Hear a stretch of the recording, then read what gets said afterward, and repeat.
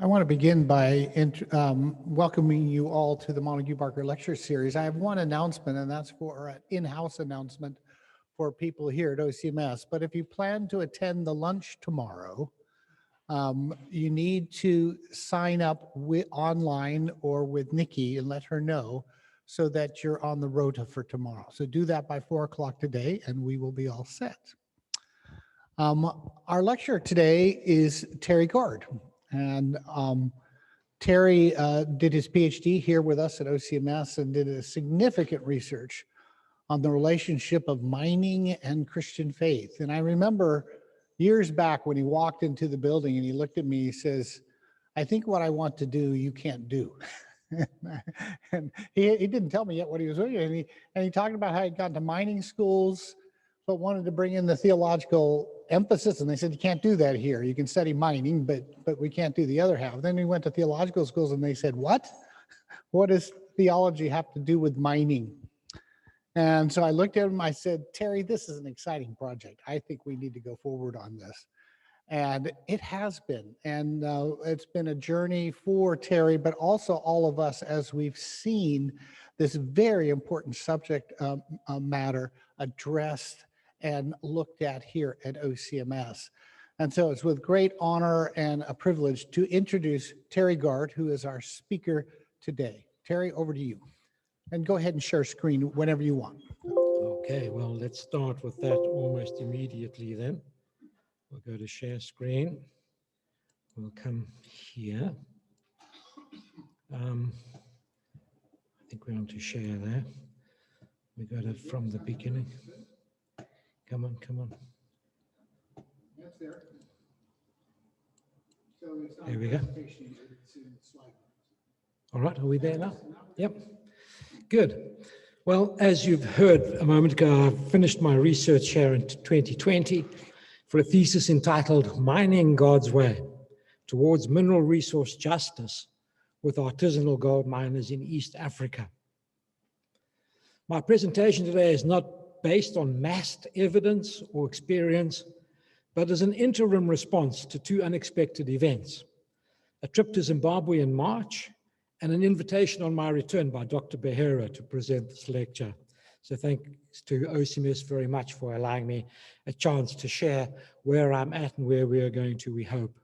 It's very much a work in progress.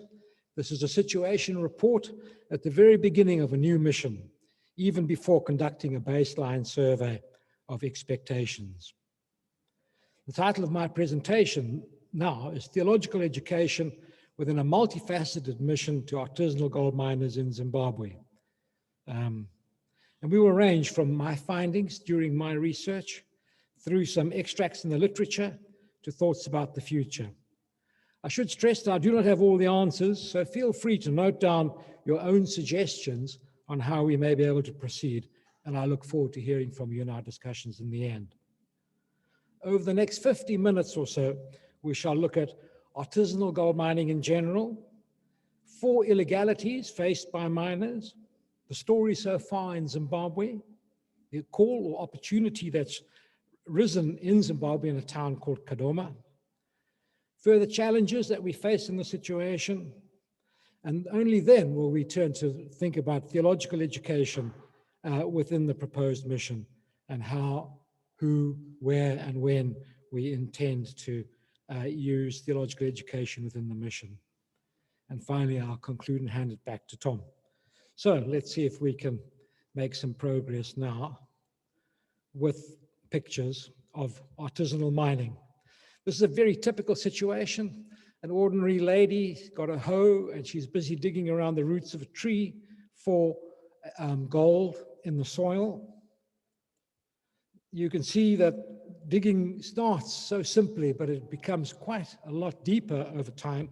And you may not be able to see that, and hopefully my cursor will show you there's actually a lady down there busy mining away. And all that comes out from these pits, one sack full at a time.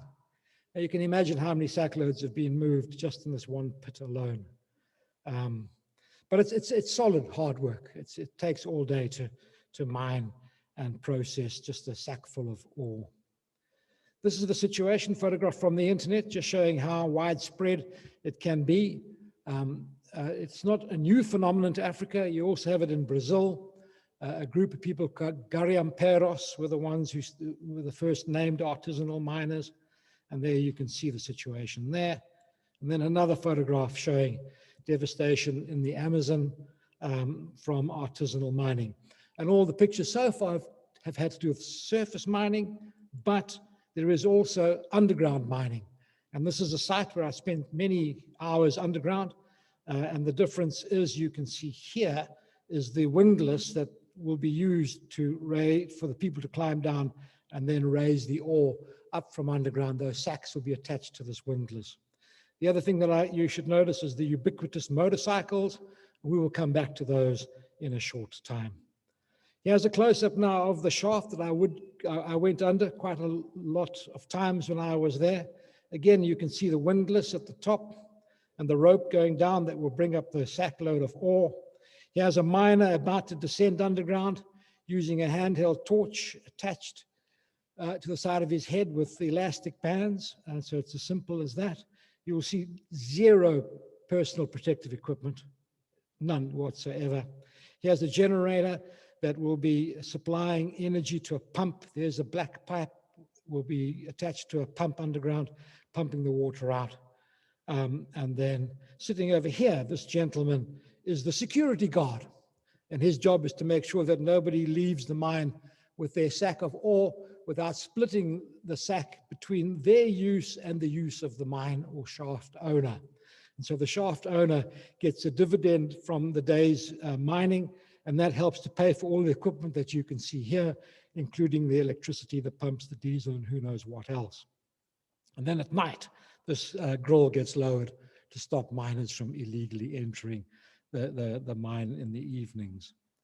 There are the tools of the trade. Very simple, very simple. Couple of chisels made out of shafts from a motor car and a hammer. The miner, which you didn't see, you saw his torch, will have his chisels and his hammer, and he'll go underground and dig away at the solid rock that's underground.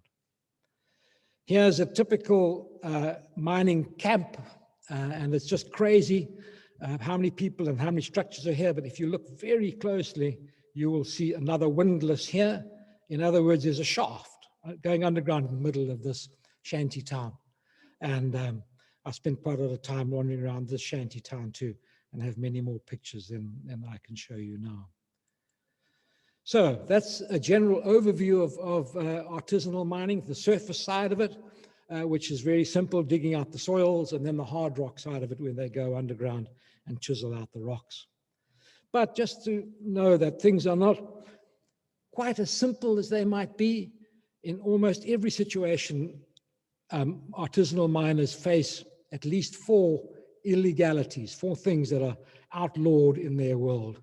First of all, trying to get a claim registered that this is my site and I have a right to it is something that's frowned upon by most governments around that part of the world, whether it's South America, South Asia, Southeast Asia, or Africa. And so having proof of ownership is very, very difficult. And so that's the first area of not being legal that the miners face. Secondly, the use of explosives. As you can imagine, in most of these very volatile countries like the Congo, the last thing they want are the miners to use explosives, but they do. There's the chiseling that I showed you earlier. Often they have drills, rock drills, and they take explosives which somehow appear. It's very difficult to know where the explosives come from. They are stolen, I think, from nearby quarries or other legal mines, and they end up on the artisanal mines. One day I was visiting a friend of mine. I arrived there on one of those motorcycles with another friend who was riding the bike. And we got to his place and it was all quiet. And I popped into his house and there were 3 gentlemen there. And it was super quiet, and I realized something was afoot. And it turned out later that they were the local police, and they were raiding his home looking for explosives. So I wandered in on a police raid accidentally. The other area that's incredibly difficult is the actual world of selling the gold that you mined. There are very few formal legal avenues for selling the gold. It's almost invariably bought by gold dealers who then smuggle the gold out of the country, and it never gets into the national fiscus at all. And then the last area of concern is how miners use mercury, and I need to explain that a little bit more carefully. And really, the world is moving now to make the use of mercury completely illegal by miners and everybody else. Before we go there, though, this is just a picture of how complicated the layers are for a miner trying to mine in an illegal situation. There may be a license holder, the police are there, customs are involved if you're going to try and smuggle the gold out. And you can see all these webs and networks that a miner has to face just to do their work. Now, returning to mercury. Once that sack load of ore that you saw earlier, or once the hard rock is crushed, it is then panned. And what you have then are these tiny particles of gold that appear in the bottom of the pan, as you can see here. The difficulty is, how do you bring all those particles of gold together in a convenient way? And what happens is the miners, there you can see a tiny piece of gold. It's less than 1 millimeter wide. That is typical of the gold that comes out of the ground or out of the soils. So what happens is, in the bottom of the pan, a little bit of mercury is added to the pan, and the mercury amalgams with all those gold particles that you saw a moment ago, and the whole thing becomes a single mass of mercury and gold all amalgamed together.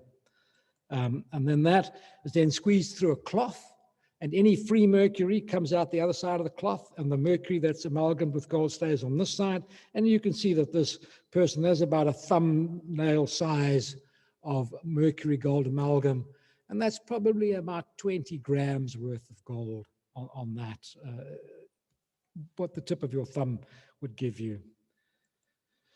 That bead is then placed into a simple metal spoon or holder, as you can see here, and then that's just burnt over an ordinary fire. Mercury, as you know, is a liquid at normal temperatures and burns to gas at a very low temperature.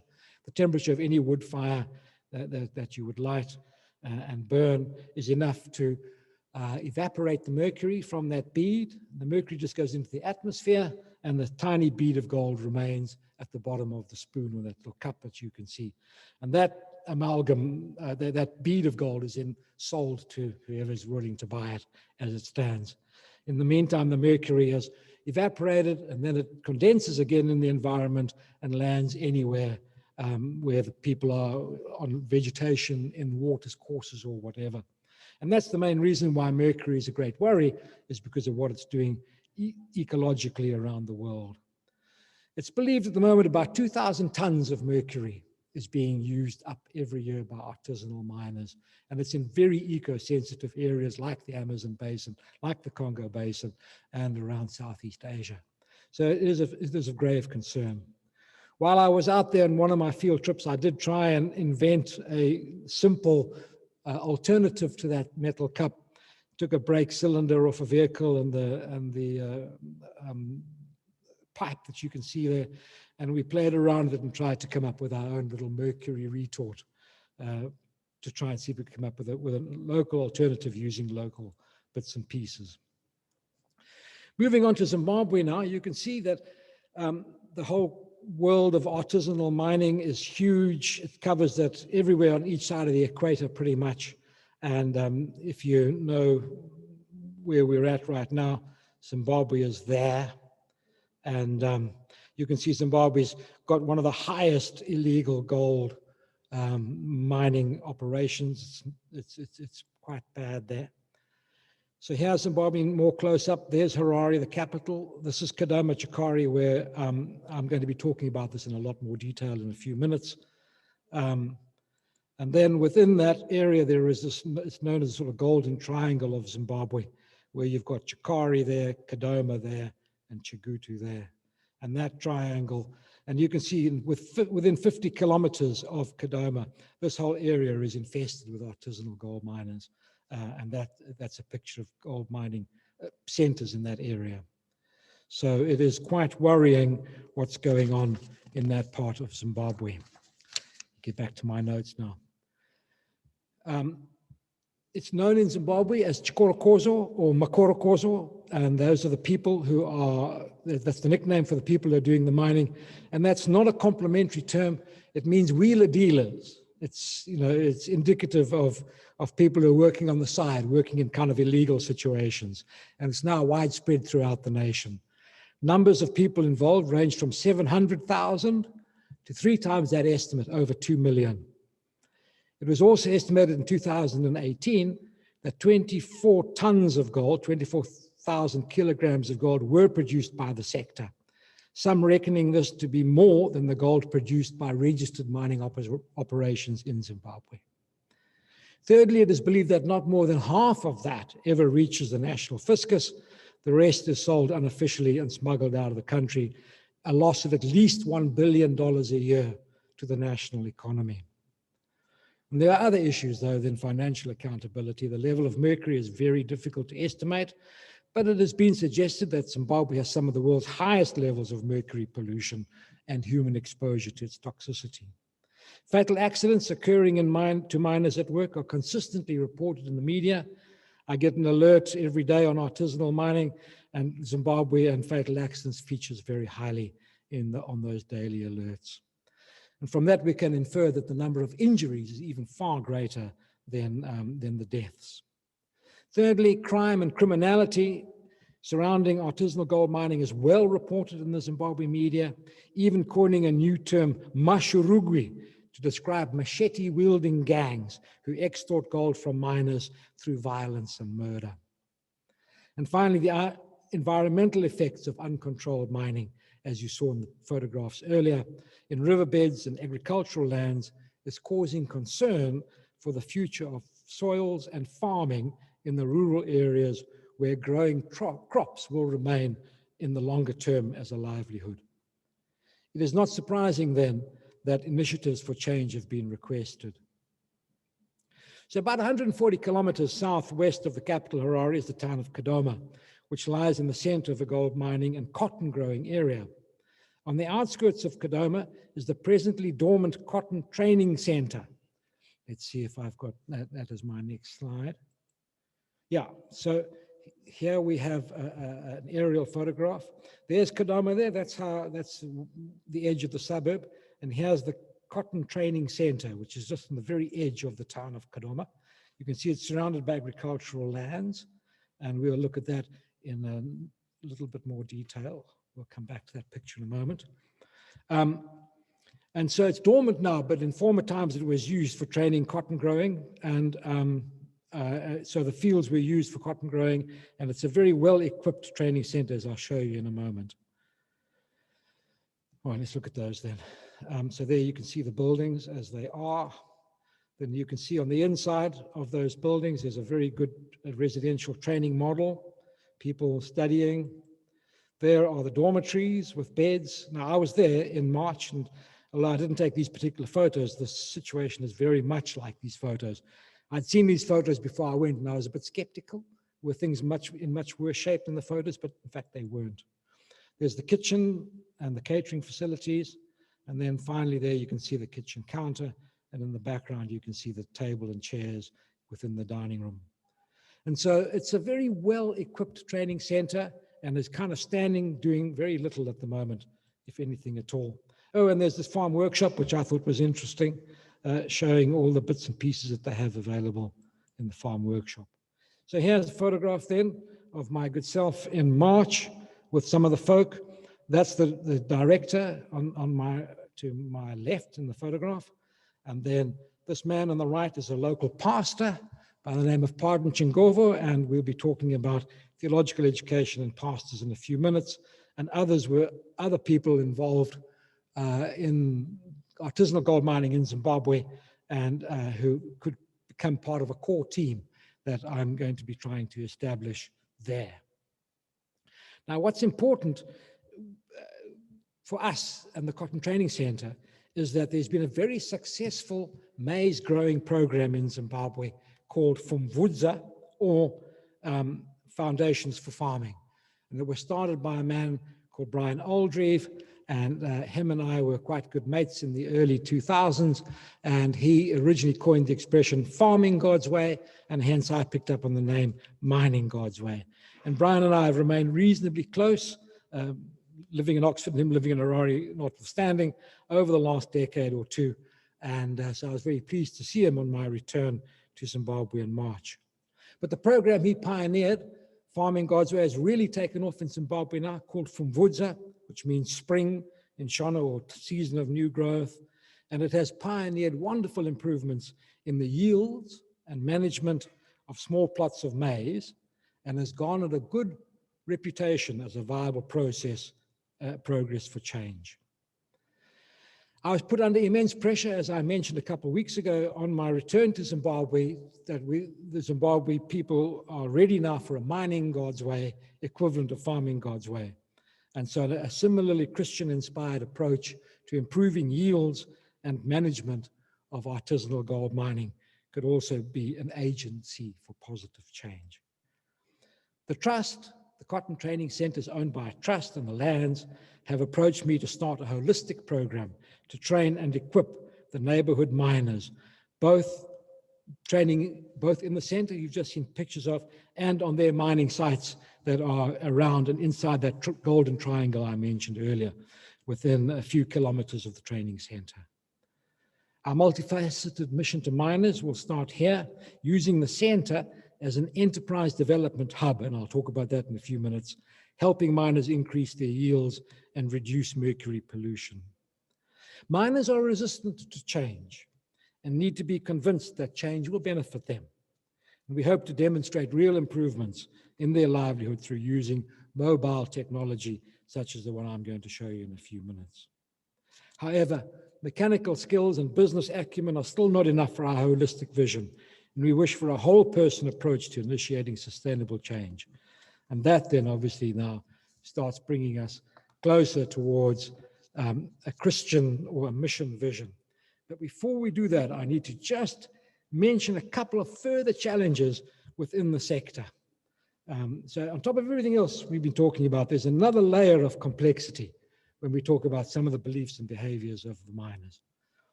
The first issue is that a lot of miners believe that the gold moves in the ground. It's not static. It's not been laid down for millions of years in terms of a Western geological model. It is dynamic and it can move. And therefore, we need to appease whatever spirits there are underground that move, that could make the gold move up or down. And so on a good day, the gold comes up and we can mine it. On a bad day, the gold goes down and it's no longer viable. And that sounds like it's not too serious, but in fact, it becomes very serious. I was sitting on that mining site that I showed you where the grill was, and just talking to some of the lads one day, and a little tiny grass snake came kind of near my feet and was trying to escape from this little clump of grass to a bush over here. And I saw it and I was about to try and protect it, but before I could do that, another miner grabbed a rock and just killed the snake. Like, what happened, man? And I said, oh, wow, you shouldn't have done that. The snake didn't mean any harm. He said, no, it's a good thing that the blood was shed. Well, okay, all right, I need to hold that thought and see what that's about.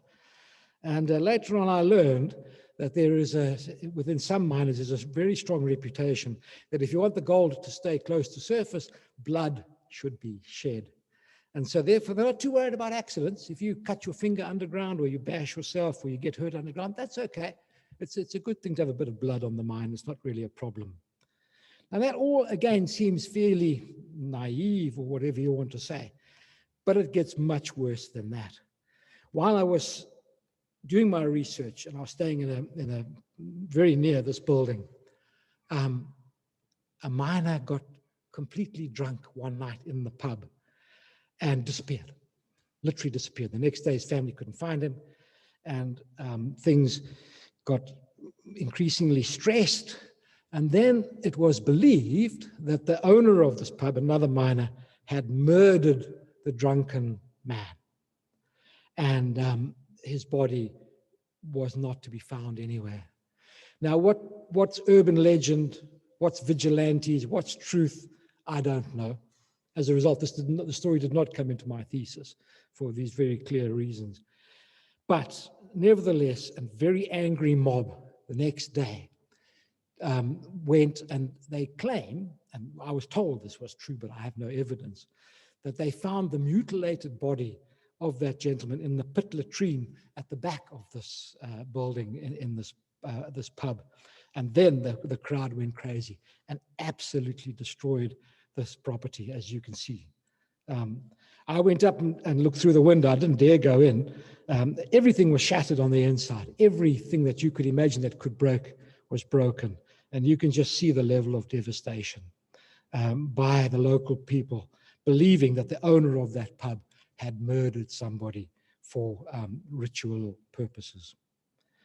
And if that sounds too anecdotal for you, I have to tell you that in this book, an academic book about mining in East Africa as well, there's a whole chapter on albinos being murdered for body parts in the mining sector.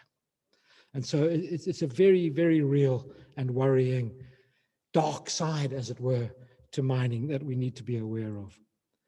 Let me just go through these.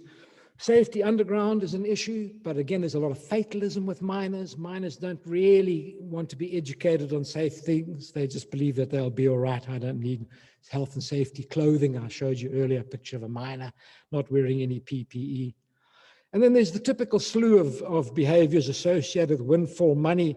Alcohol is rife, alcoholism, drug abuse, of course, lots of drugs, gambling, almost everywhere you go, there's guys gambling under a tree.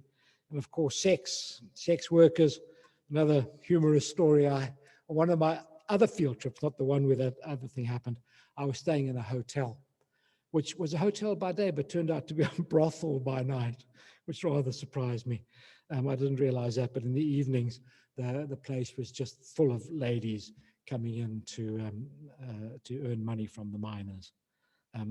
Fortunately, my room was slightly to one side with a big steel door that I could lock and stay out of trouble.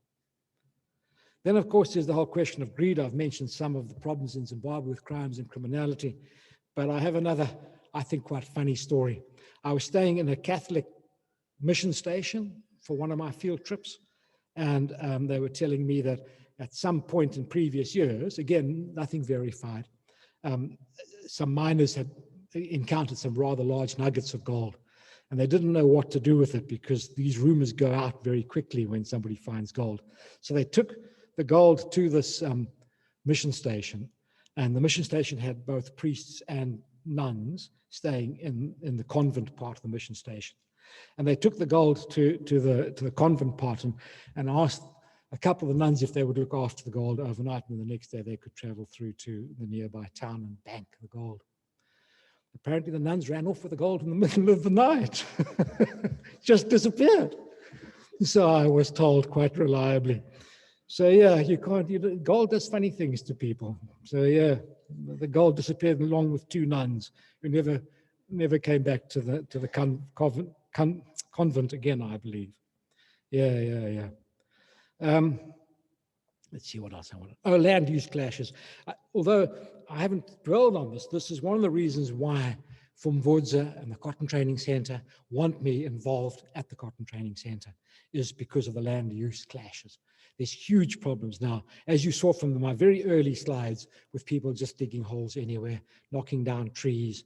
And so there is a grave concern in Zimbabwe that artisanal miners are running amok and are destroying the topsoil, the riverbeds, and the wildlife areas, game parks, and so on, are all under serious threat from gold miners.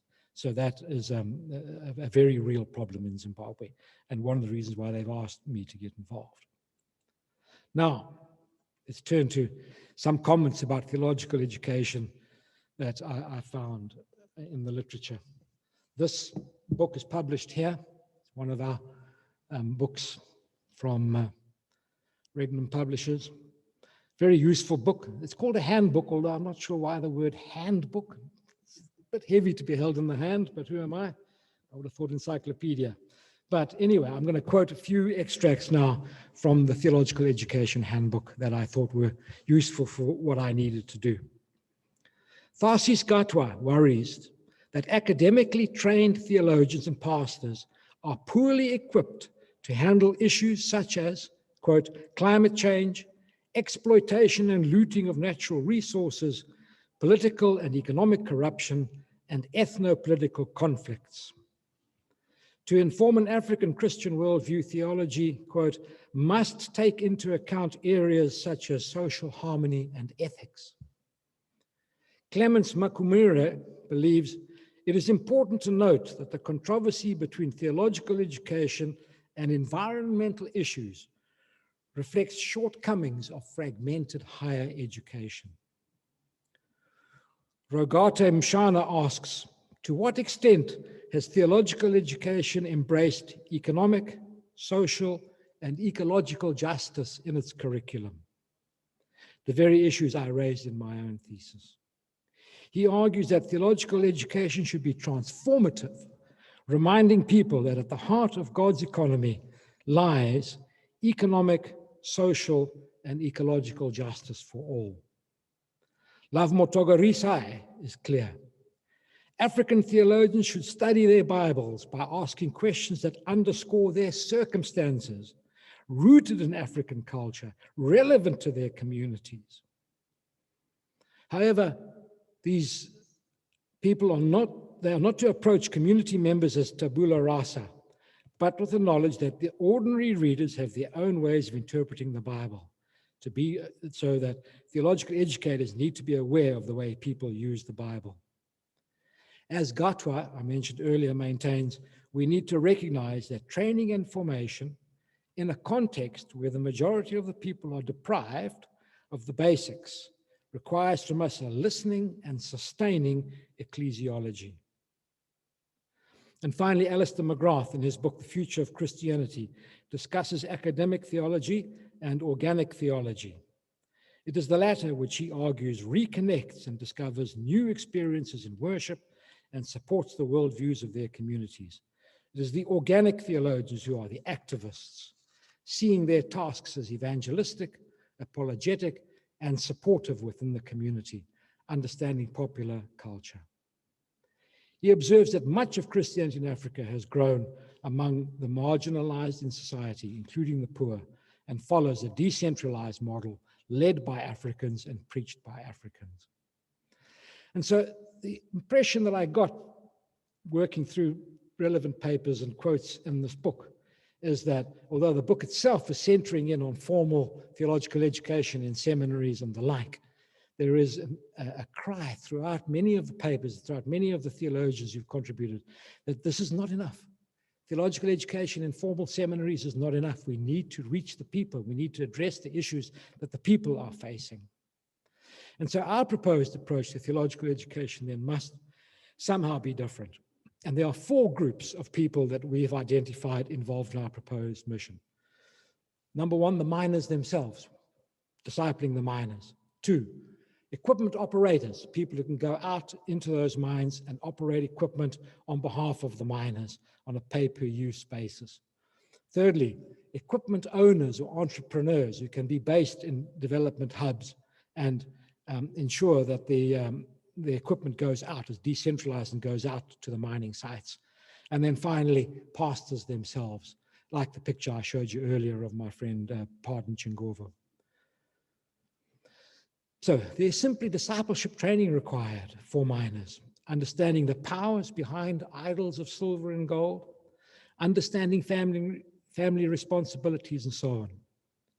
They need fellowship simply to resist the temptations of gold, the sins that money enables, false idolatry of materialism. Male miners need basic teaching in what it means to be a good husband, a good father, and a churchgoer. Based on my research in East Africa, the ordinary miners' lives are already filled with risks, and I've just tried to give you some headlines on those risks a few moments ago, as I've already mentioned. And they prefer not to take further risks by owning equipment if they don't have to. They would rather hire the equipment, the goods and the services when required, And usually they pay a little bit of the gold. So they'll use your equipment and they'll split a bit of the gold with you. And so the equipment owner gets a bit of the gold, and as I mentioned earlier, and the miner keeps some of the gold. If we follow this through, mining and processing technology could be owned by local entrepreneurs and taken to mine sites by equipment operators. Now let's see if I've got that right. Yeah, here we go.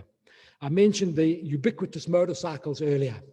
I spoke to this company who makes the gold catcher. You see the red drum on the back of the trailer.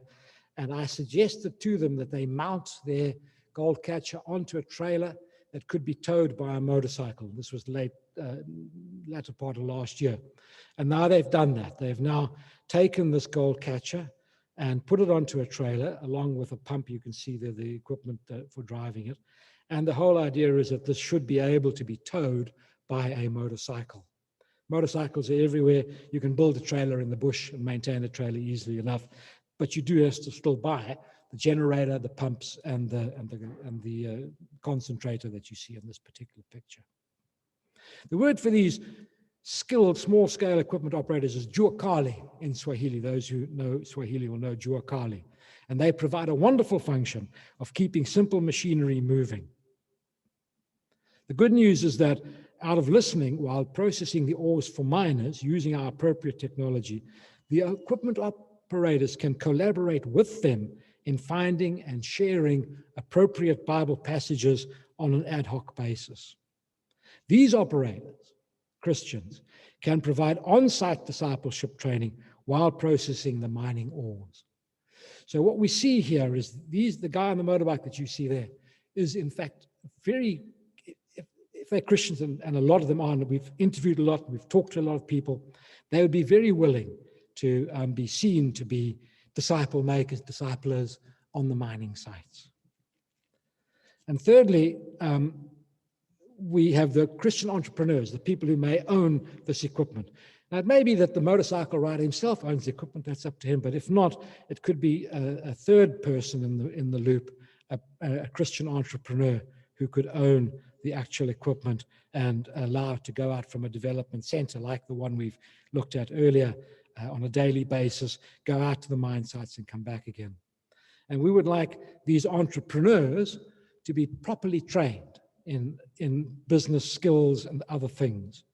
And so I see that Christian training, the Cotton Training Center, as being a great place for training, not the miners. The miners won't come there. There's no point in them coming there. The operators perhaps, but certainly the entrepreneurs and the pastors could come into that training center and get taught and could learn a huge amount about kind of grassroots discipleship, grassroots pastoral work, listening while seated in a circle to what's going on, and watching and working with their miners in their hardscrabble livelihoods. The challenge before us is clear. As Bill Houston and Victor Narkar warned, back to this book, we are dealing with adults for whom talk and chalk model will not produce lifelong learners and critical thinkers and problem solvers for today's fast-changing world. And so the idea then is to have that training center available for entrepreneurs and pastors away from the mud and the hard work, where they can study and learn and be taught and be given appropriate discipleship materials given to them more formally to suit the situations that I've outlined above. I have started communicating with CMS. Through OCMS, I've been in communication with the International Miners Mission and, as you've realized, with Zimbabwean pastors to get the ball rolling. So, what's next for our theological education? Well, I've got to get back there again as soon as I can, back to Zimbabwe, and see what's going on with the training center and start doing some stakeholder interviews with very relevant authorities. I showed you a picture much earlier of a very complex situation facing artisanal miners, and I need to get out there and interview some of the people that are in that network, the stakeholders. We have to get to a place where we are not going to find ourselves blocked by somebody who has an axe to grind against what we're trying to do. So that's a big job. Also, once I've done that stakeholder analysis and got all sorts of information, I need to start preparing some serious fundraising proposals. None of this is going to come cheaply. And so I do need to do that. But right now, I must be honest, I feel like Jonah on his way to Nineveh. And, oh, wait, there's a picture of Simon Okoye. We're doing this already in Kenya to a certain extent. There's Simon. He's one of the pastors that we've been training, sitting on the chair with a lady next to him and a couple of miners. You see the one miner's got his light still on his head. And so they're right on a mining site here. And again, you can see a mixture of PPE and not PPE. But this is my alternative lecture title for today is Worries from Deep Within the Belly of the Whale. As I say, I feel sometimes like Jonah, just looking out there at Nineveh and saying, gosh, how are we ever going to cope with all of this? And there we are. So thank you for listening. And I'm now going to ask Tom to chair the next part of the meeting again. And it's over to you for questions and suggestions or anything else you might like to ask. Thanks very much. Thank you, Terry, for an excellent lecture, and just great to see the fruition of this coming about in your work and how your research is impacting your ministry in Zimbabwe and vice versa. So if you're online to ask a question, if you go to the bottom of the Zoom page, there's a little button called Reactions.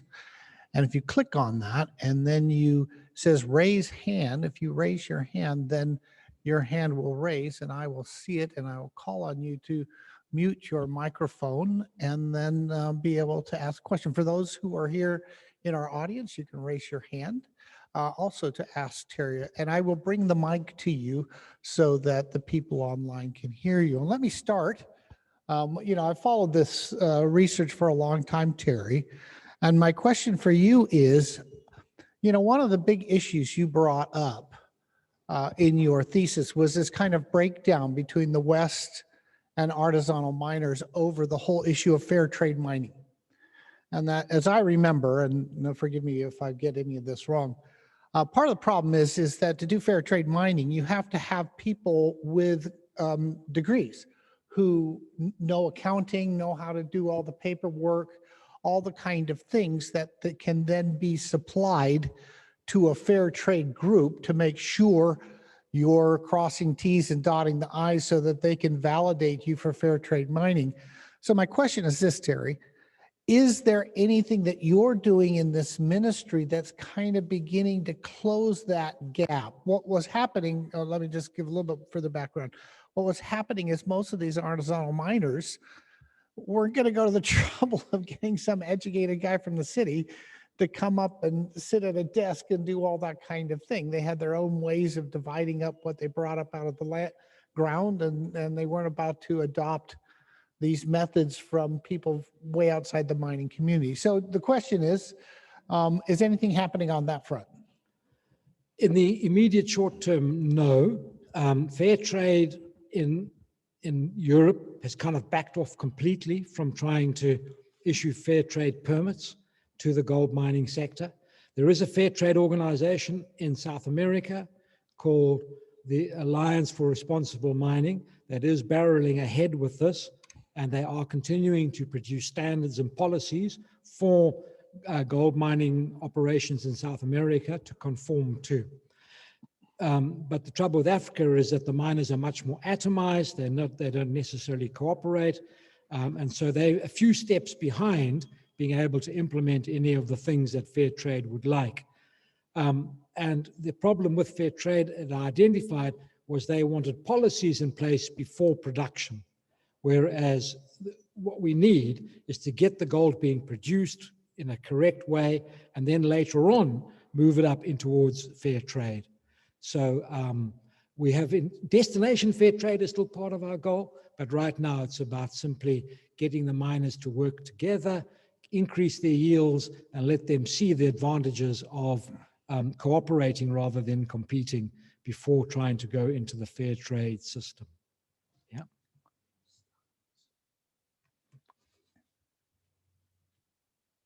So while he's stopping sharing, Okay. Manjewa, I see your hand raised. Go ahead and unmute your microphone and ask a question. Thank you so much, Sir Dr. Terry Garde for this presentation, and to all of you, I apologize for reporting in late. I'm actually talking from Kenya, and this lecture has just been so inspirational to me. And a question I have for Dr. Terry and his wonderful team is this, that in Zimbabwe, like any other, like most of the African countries, you'll find that people who are employed in these informal sectors, which rightfully identified as Juakali, and example is that of the mining there, their education may not be uniform. You know, you'll have people who are, some of them are highly educated, but, you know, because they didn't get any job, they decided to go for mining.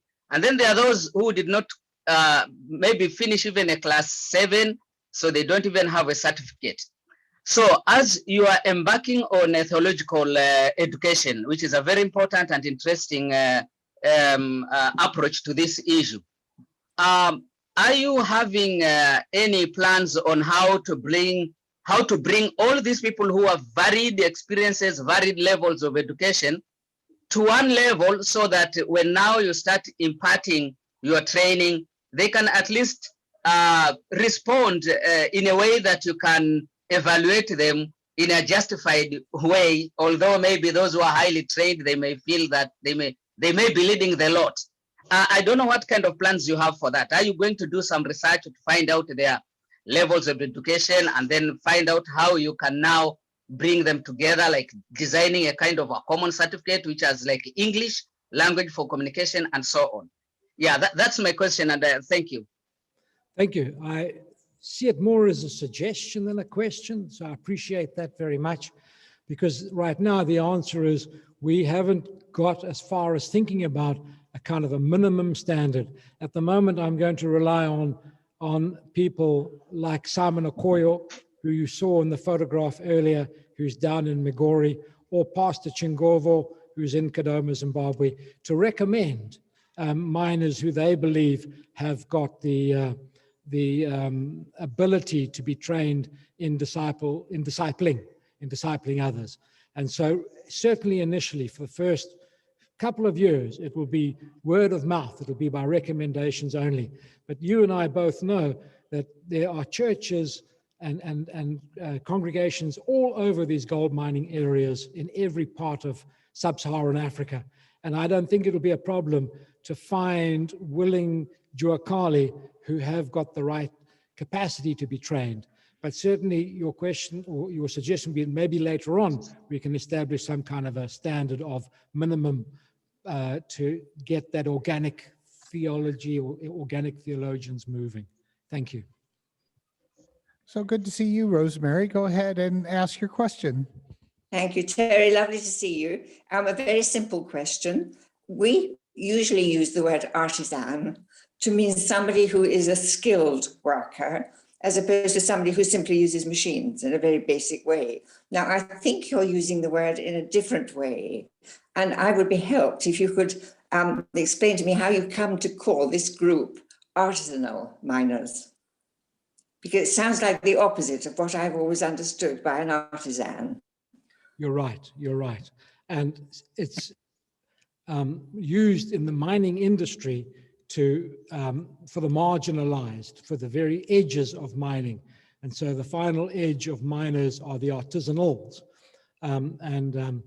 It's not in any shape or form artisan, as in artisan dressmaker, artisan baker.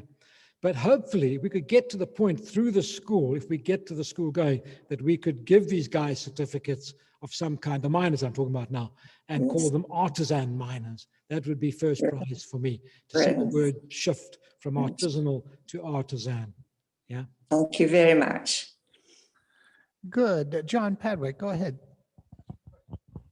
Thank you very much. Thank you, Terry. Really interesting. And congratulations. I have, as you know, I have a really little experience of artisanal mining in Western Kenya. And everything that you have suggested seems to make sense to me. I'm really interested in the methodology, the educational methodology that you're planning to use, or that you're thinking of using. I mean, I don't think you've got very far, perhaps, in working out how it's going to be. And I just wonder whether, because you're dealing with people, as Manjewa has said, with different educational qualifications. I wonder if you might consider looking at some of the material or the techniques produced when churches in East Africa certainly were working in HIV and AIDS programs, because the approach would be somewhat similar. And some of the printed materials that they produce, they concentrate on, they use a great deal of cartoons and discussion-centered centered around those cartoons in a really quite innovative and thought-provoking way. And I'll see if I can I have some of those at home, so I'll bring them in for you. And I thought it was really interesting. Yes, thank you very much. Thank you. Thank you. And I really appreciate that idea of using cartoons and discussion type of literature, because that is how I see it. I don't see it as a chalk and talk situation, as I mentioned, but more around the circle, sharing stuff and working together towards discipling material. So thank you for that, John. Yep, that's perfect. Nydia, let me bring the microphone to you. There you go. Thank you for the lecture. I'm researching generosity and stewardship in Latin America, and also can relate to the question about theological education being relevant to the church and to society, because as I look into, and I have been to 2 theological schools in Mexico, and there is hardly any theology about stewardship, administration, generosity. And that is always seen as something out there that you learn in university. So you get your principles, you get your values through the society, and whatever is what you learn, and not through the lenses of theology. So I would also be in favor of actually looking very closely at reforming, in the sense of reshaping theological education so that it becomes relevant to our everyday lives. In a diagnostic that we have been doing with nonprofit evangelical mission structures in Latin America, almost all across, there's a deficiency in administrative skills and fundraising skills. So thank you very much. Thank you. Yeah, I didn't realize it was quite, that you'd encounter a similar situation all the way in Mexico, but certainly the literature is quite strong on the need for change. But it does seem that the gap between expressing the need and doing something about it is longer than we would like, practitioners and activists like you and I. Yeah. How we go forward with theological educators in formal institutions, I don't know. And that it's just going to have to gather its own momentum and time. Yeah, but thanks, Lydia. Thank you, Terry, for your very helpful and very informative presentation. I really enjoyed it. I've just come back from America, and one of the things I did in America was I went and had a look at a gold mine from the gold rush in America. So actually seeing the sorts of things that you were presenting were happening 150 years ago over in California. And a lot of the mines are now disused because it was more profitable to do other things than actually gold mine. When I was listening to your presentation, one of the things that came to my mind was this idea of creation care. Because when the miners were using mercury, as they were in America 150 years ago, that's not very safe for the miners. And actually looking at some of the images that you had, a lot of those images suggest that actually this is not a very environmentally friendly way of working. And I'm wondering, because environmental issues are very topical at the moment, whether or not you had considered kind of creation care of those miners, those people who are responsible for those mines, whether or not that is something that you have considered or looked at in your research.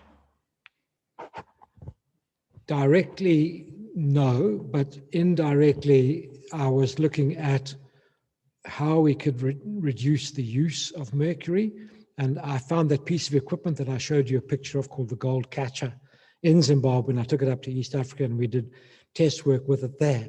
And it definitely recovered more gold and used less mercury, which everybody was pleased about.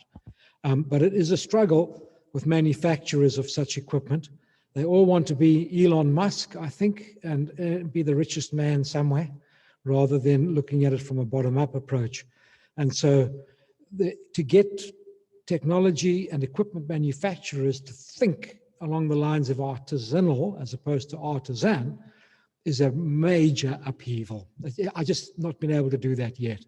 And so a couple of mining engineers and myself have put in proposals to funding trusts to try and raise money to develop our own version of that equipment, which will be more user-friendly than even the one that you saw attached to the back of a motorcycle.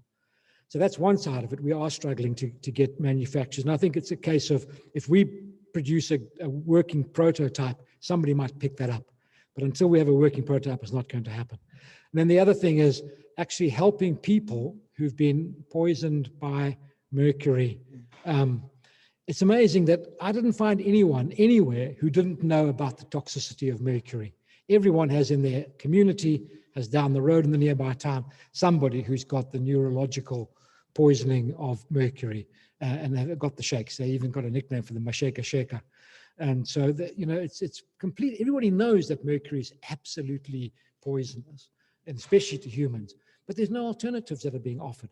Hence what I was saying a moment ago, trying to find some technology that could become more user-friendly. There are attempts being made to stop mercury being used in artisanal mines, but it's all very expensive. The one that's being touted is about $80,000 worth of equipment, and no miner is ever going to find $80,000 to buy this equipment. So we have to start from the bottom up. But but as I say, one of the arguments you'll hear is that people don't believe that mercury is dangerous. They do believe it. They just have no option that they can see that's viable. Thanks. Marjorie, will you unmute and ask your question? Yes. Hi, Terry. Thank you so much for your presentation. And it's very encouraging to see the fruition of your studies. And for me, I find it extremely exciting the way you're in this community, and now with your studies being able to come up with a next step and some solutions that will help the community. So my question has to do with this idea of just basically the phrasing of theological education versus formation or spiritual formation or discipleship. And it sounds to me that what you're after in these communities is actually more formation, moral formation, value formation. So if you talk about, just like you were saying, creation care and mercury, the intellectual understanding that it's bad doesn't really help them in basically internally in who they are as people who are made in the image of God. So I was wondering if you had played with these different ways of describing your educational project, from theological education, which gives the idea of seminary and everything, to more just spiritual formation or discipleship. I mean, I work with YWAM, so we do discipleship training. So I was just struck by that, this contrast of the word formation versus theological education. Yeah, that's a very good observation, and it is kind of some words are not easily put across, and even the two words you've just used, spiritual formation, or the two words I use, theological education, are not words that will work within a mining community. Whatever words we use, which will be in the local language or local slang, as it were, like Fumvudza, would have to be found that would be appropriate for use. Because even my whole thesis about justice, even the word justice doesn't mean much to a miner. They understand injustice, clearly enough, but they can't, or not really discussions about justice. That's somebody else's problem. That's a police problem. That's a judge's problem. It's not my problem. And so you're right. And we have to find yet another expression that will cross the bridge or bridge the gap between where we are and where we need to be. And certainly spiritual formation may work in our kind of thinking, but we're going to have to translate in a way that the discipleship materials achieve the same objective, but without such a name that is almost antithetical to how miners see themselves. Yeah. We're going to have Jim ask a question. Here you go, Jim. Dr. Garde, Very kind. 2 years ago, you introduced me to OCMS and you brought me in the lobby here, and I saw these students from all of these different countries with the title of their thesis. And I went home and I told my wife and others, I said, you know, when you read the title of the thesis from all these different countries, you get a small glimpse of what's on the mind of Jesus in the world. And today I've learned that artisanal mining in Zimbabwe is on the mind of Jesus in the world. And you've done a wonderful job, both academically and scholarly, showing us what's on the mind of Jesus. I wonder if you'd just take a step back and maybe from the heart, share with us the heart of Jesus towards these miners. What do you think Jesus is trying to accomplish through you and your work? Sure. It's hard to answer that without sounding overly intellectual, but certainly kingdom building is the first phrase that comes to my mind. What does it mean for kingdom building in the sector? And that is being used all over the place. Another phrase that comes to mind is business as mission. And in a way, I'm talking about that. I'm talking about enterprise development. So what's on Jesus' heart, I think, is the same thing. He's given us this marvelous creation. We've got to the stage in our stewardship of that creation, and it leaves a lot to be desired. So I think what's on Jesus' heart, and I think it's not far from Laudato Si, the recent publication by Pope Francis, where he talks about creation care and care for the poor in the same thing. It's not only caring for the poor in isolation from creation care, it's not caring for creation in isolation from the poor.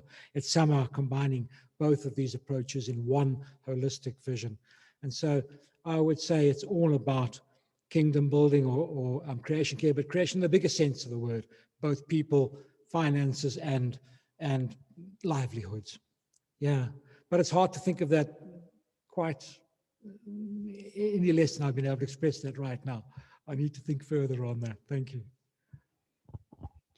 Thank you, Terry, for a great lecture. And I've known a little bit about your journey just through being in this place with you. And I know that your career as a miner and in management went through a lot of turmoil due to racial issues in Zimbabwe. And you've shared different things at different times.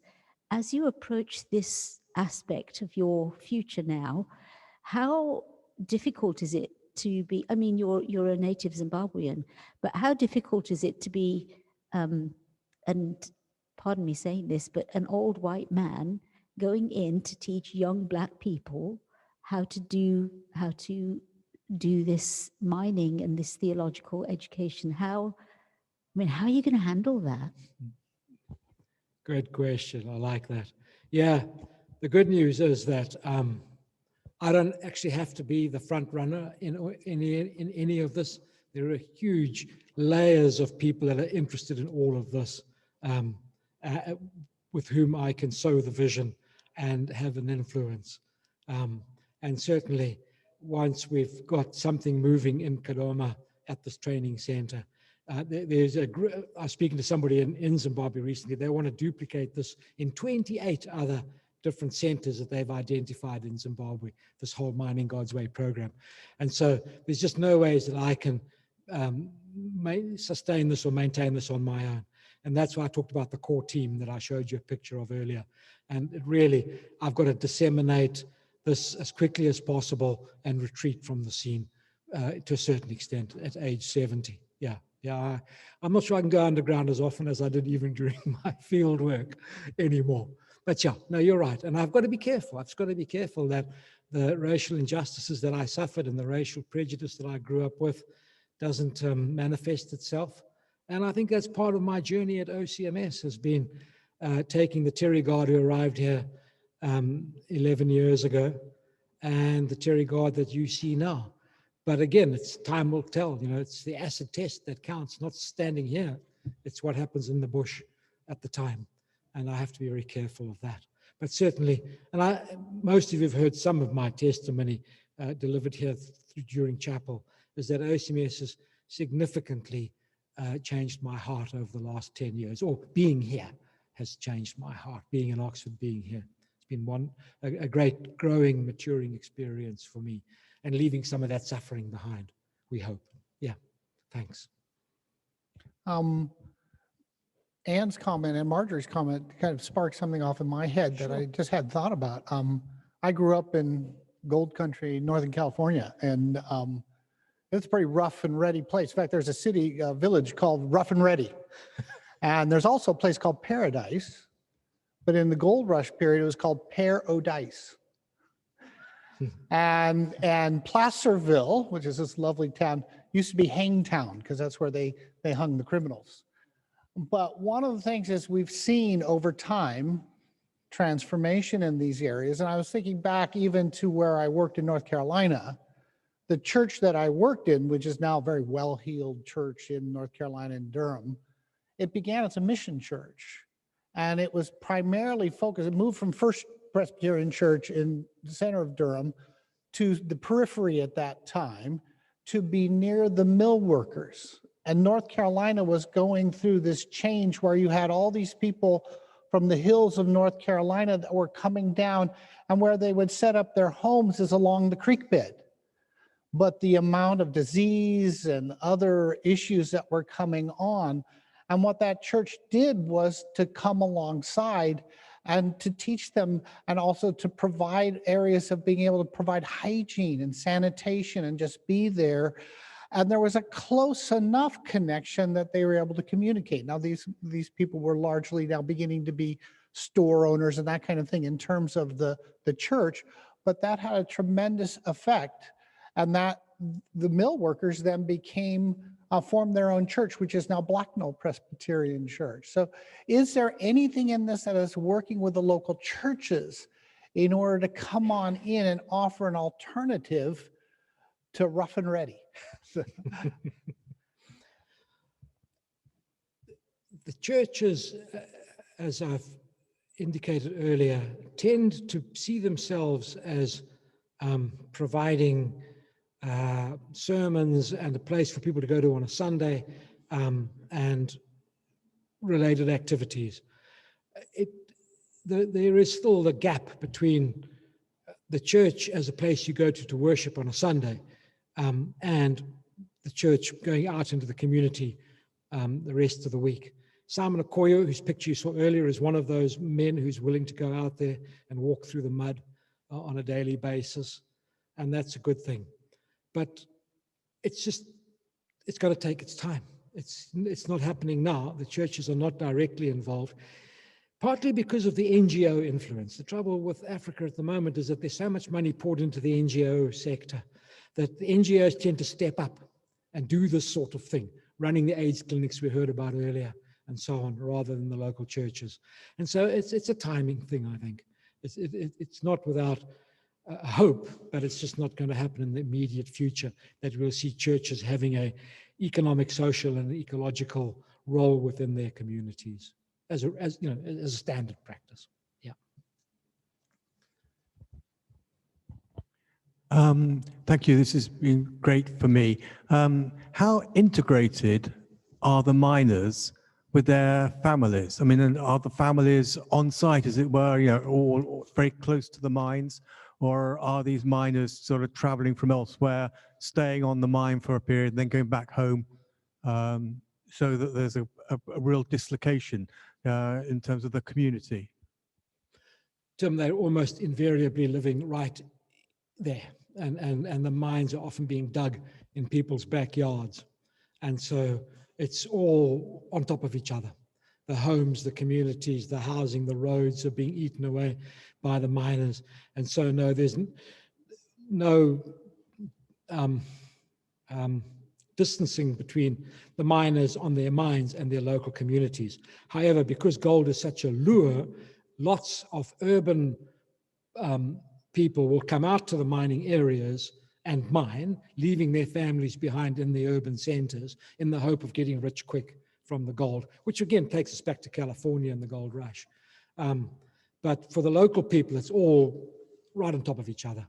And it's kind of scary. You just see babies and kids, right? I could have chosen other photographs to have shown that I took of babies and children involved with the mining, but I didn't. Yeah, but they are all there. I've sent David Cranston off on a mission to find your mini book. Oh. But we do have a book that Terry has put together that's very accessible to all sorts of readers. It's more of an accessible book. Terry, what is that book? And tell us a little bit about what's involved in terms of the writing. Okay, have they found it? I think they're looking for it at the moment. It's called Mining God's Way. And I think I know where we found a copy. So it's very kind of a gentleman who's in the room called David Cranston. He took my thesis and he, a bit like a butcher, he chopped the whole thing down from 80,000 words down to about 12,000 words and gave it back to me and said, right, turn that into a book. We've got what we need. You stitch it together again. And so thanks to David, who's here, for doing that. I could never have done that to my own thesis. One treats it with a little bit of possessiveness, I suppose is the right word. You need an outsider to see what the good stuff is and what isn't necessary. And that's what this is. So this is a book about 15,000 words of my thesis, taking out a lot of the really practical stuff and not too much in the theory. A little bit of theology is still left in there on the justice side of things, but a lot of the theory is out, and it's a very practical handbook. Now, this is a handbook. You can see how thick it is compared to the other handbook I held up a moment ago. And so, yeah, it would be very nice. And you can find this by looking on the Regnum website. We can find that. You can buy and order your own copies. Thanks, Tom, for finding that. Excellent. And I think that as a note to finish this up on, and a good note, but also to remind everybody listening is, as Jim mentioned, you know, we have all kinds of researchers doing interesting work, but it's not inaccessible stuff that's big, thick tomes. We've been working in terms of Regnum books to make these accessible. And so you can order these, you can make them available to other people who are interested in these critical issues, but not go through what I go through when I see a thick book. I go, oh no, that's going to take a year to read. But here is something that's accessible. You can understand what's going on and then use that both for your own understanding of what's going on in terms of transformative mission, but also use that in your church to inform others and to even have discussions going on in your churches to begin to engage in mission yourself wherever God has placed you. So with that, thank you very much, Terry. And thank you. Thank you everyone for joining. We had an excellent group joining us today, and we look forward to seeing you next week. So thank you, Terry. With that, I will bid adieu. Thank you. Thanks very much.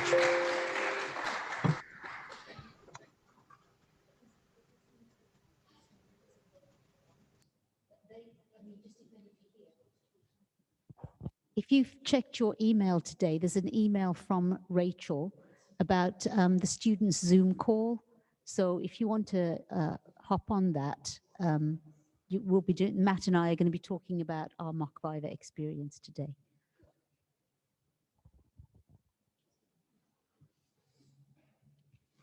Good. Well, here we are then.